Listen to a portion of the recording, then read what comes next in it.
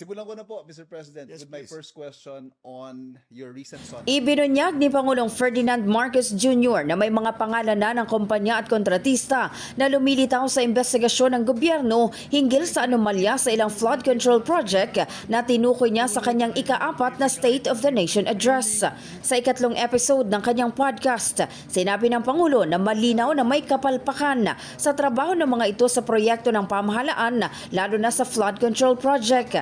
Kaya plano raw niyang ipa-blacklist o ipagbawal na ang mga kumpanyang ito na makakuha pa ng kontrata sa gobyerno. Inanunsyo rin ni Pangulong Marcos na kakasuhan ang sinumang kontraktor o opisyal na mabibigong ipaliwanag kung saan napunta ang pondong inilaan para sa mga flood control project. We already have some names that are coming up that will be, first of all, corporations that mga contractor na talagang kitang-kita na hindi magandang trabaho nila. So, we will put them on a blacklist. Hindi na sila pwedeng magkontrata sa gobyerno. Number 2, lahat ito, yun na nga, kakasuhan natin. Sasabihin natin, saan napunta yung pondong ito? Saan napunta sa ganyan?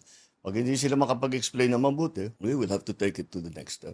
Ayon sa Pangulo, kinuha na sa Department of Public Works and Highways ang listahan ng mga flood control projects sa nakalipas na 3 taon.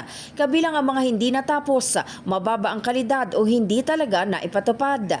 Nilinaw ng Pangulo na hindi ang DPWH ang magsasagawa ng investigasyon, kundi isang hiwalay na grupo upang matiyak ang transparency.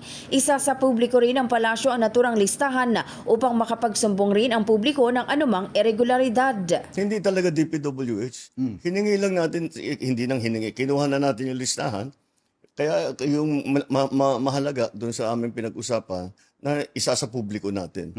So malalaman ng tao, yung tiga doon, barangay 1, 2, 3, sasabi, tiga namin yun, wala naman kami nakitang ganito Di isumbong nila. So that applies to anything, to all of the projects that will happen. I'm sure maraming magsusumbong dyan. Samantala bukas din si Pangulong Marcos na palawakin ang audit sa iba pang proyekto ng gobyerno. Kasunod ito ng ulat ng World Bank na umaabot sa 20% ng taunang pondo ng bansa ang napupunta umano sa korupsyon.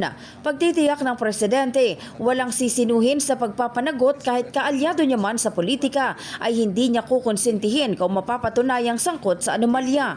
Sa huli, binigyang diin ni Pangulong Marcos ang layunin ng hakbang na ito ay panagutin ng mga responsable at wakasan ang paghihirap ng mga Pilipinong paulit-ulit na binabaha dahil sa kapabayaan at katiwalian. In the heart of changing lives, ako si Brigada Maricar Saragan ng 105.1 Brigada News FM Manila, the Music and News Authority.